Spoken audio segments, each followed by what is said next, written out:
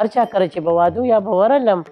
وړم که نه او یا به په کوټه ورته ناست وم یا به کومې ټپې کولې ما له به یې مزه راکړه ما به هغه لیکلې ځان سره لکه دومره جنګ وشو د افغانانو په مخ باندې مونږ مایوسي نه ده کتلې که تاسو لوک ورسه وګورئ نو هغې کې د پښتنو پوره کلچر ښه طریقې باندې ډسپلی شوی دی. پښتنې په قامت سترې نه دي څه دي په دې لړۍ کې درته نن په پېښور کې له یوې داسې پښتنې سره خبرې کوو چې په خپل کار کې یا په خپل ژوند کې یا تر 15,000 زیاتې پښتو ټپې راټولې کړې دي. پروفیسره پاتې سوې او همداسې په پېښور کې د پښتو اکاډمۍ لومړنۍ ښځینه مشره پاتې سوې ده. له آغلې ډاکټر سلما شاهین سره به نن د هغې پر ژوند او کار له هغې سره خبرې کوو.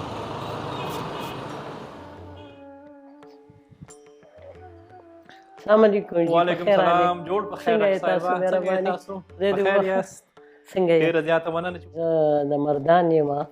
او مردان کې بیا بغداد مردان یو کلی دی بغداد پکې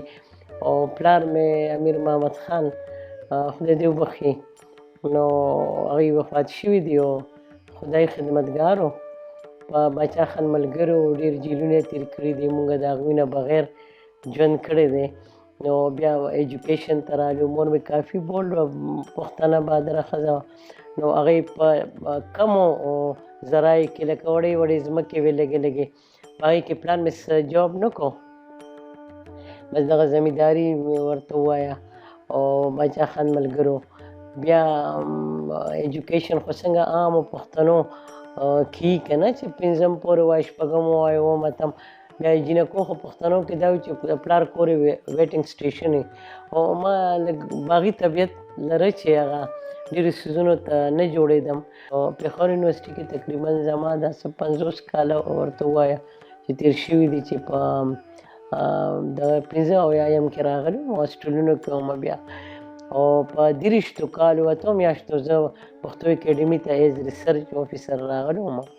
او دلته فرسټ چې زه رالم نو ماته یو پروجیکټ راکړی شو چې دا زما د خوښې پروجیکټ و پښتو ټپه ټپې چې کومې وې نو چې زموږ پښتانو کلیو سیلیبریشنز به د واده که نه پښتنو خو به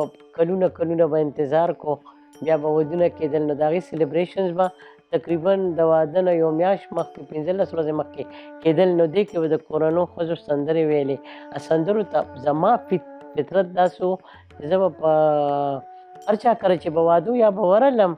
وړم که نه او یا به په کوټه ورته ناست وم چې به کومې ټپې کولې ما له به یې مزه راکړه ما به هغه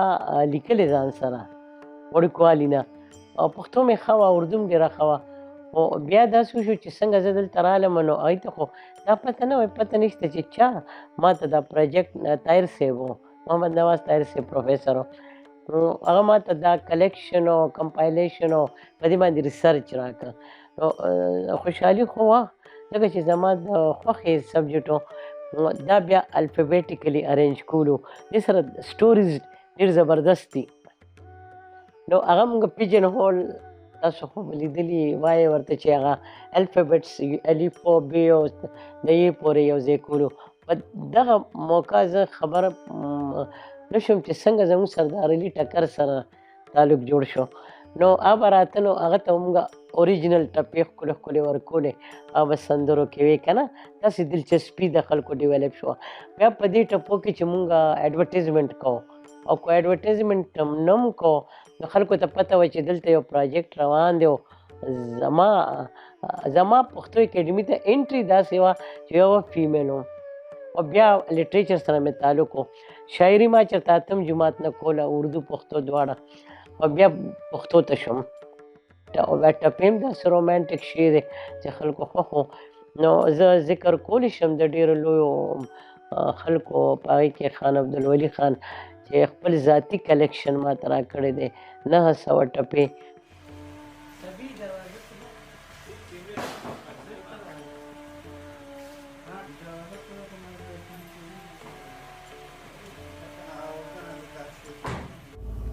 ډاکټر صاحبه په دې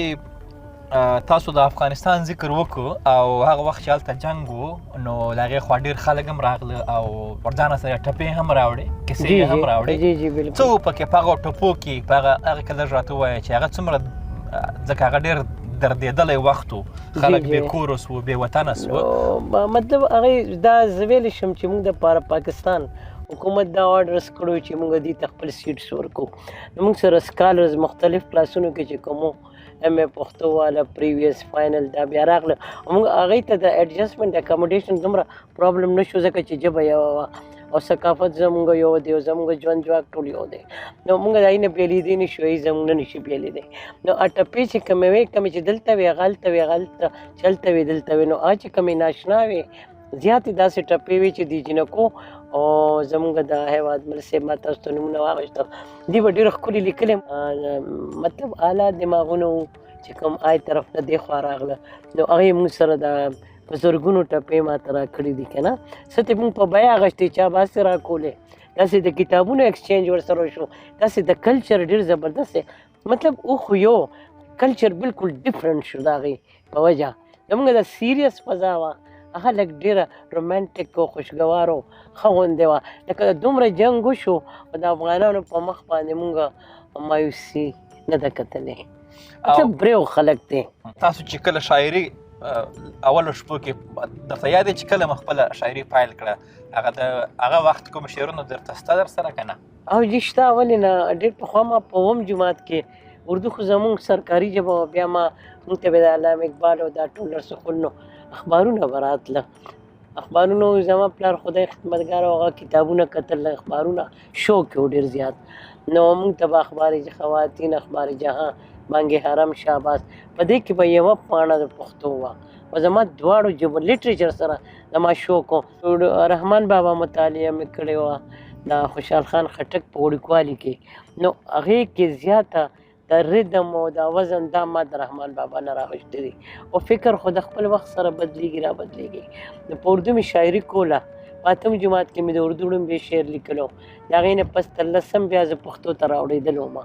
نو هغې نه پس بیا ما کنټینیو کړو. بیا ړومبی زما کتاب چې و نو زه 30 کالو چې چاپ شوی دی، نوې سهار. د هغې ذکر داسې وکړم چې پیسې خو به نه وي خلکو سره ډېرې که نه، خو ما هغې دپاره پیسې یو 6,000 روپۍ زما په خیال هغه پرنټ شو په 6,000 روپۍ 1500 دومره ګراني راغله چې اوس هغې نه پس زما 4-5 مجموعې راغلې. نو بس دغه د شاعرۍ سفر ټیک شو. زما خطل څنګه ګران دي، څنګه بخیجم.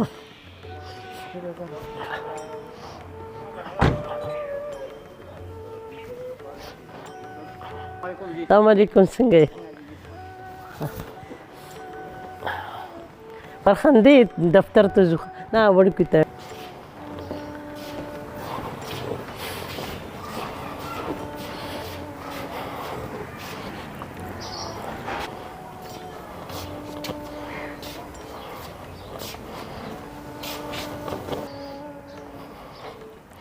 دغه خو به دیوال ونیسم.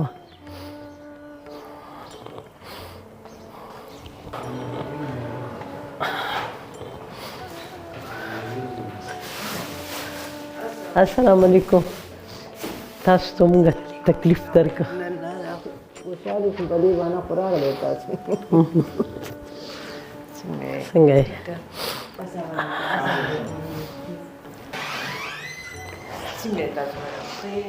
خیر دې مهرباني. تاسو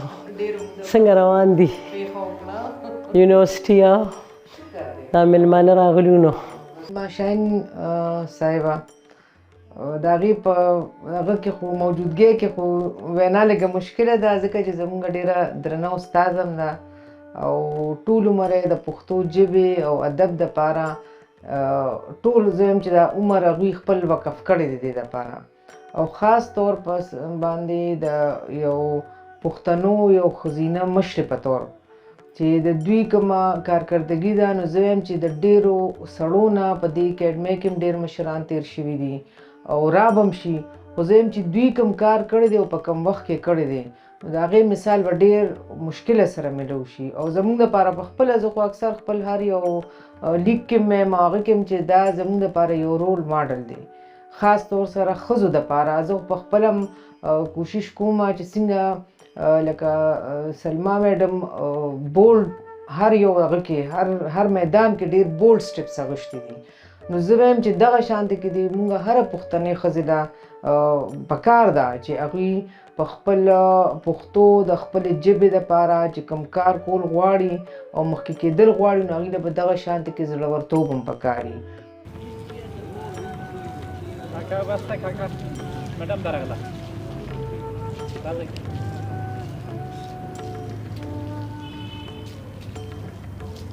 ډاکټر صاحب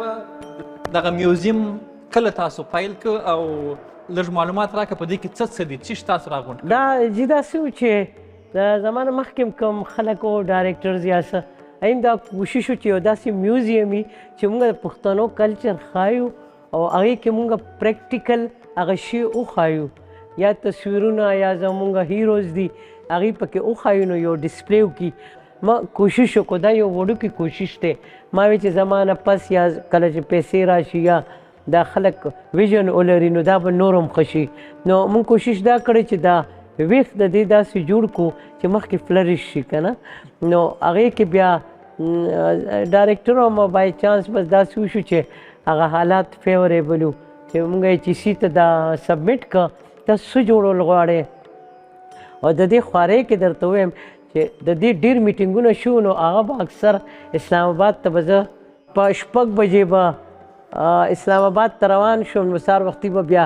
11 بجې میټینګ و هلته بس خلک فیور کړو څه به اګینسټ کړو خدای پاک بس منظور کړه. نو دا د HEC پروجیکټ و 3.5 کروڑ روپو باندې او دا 2006 کې دا موو شو داسې. نو بیا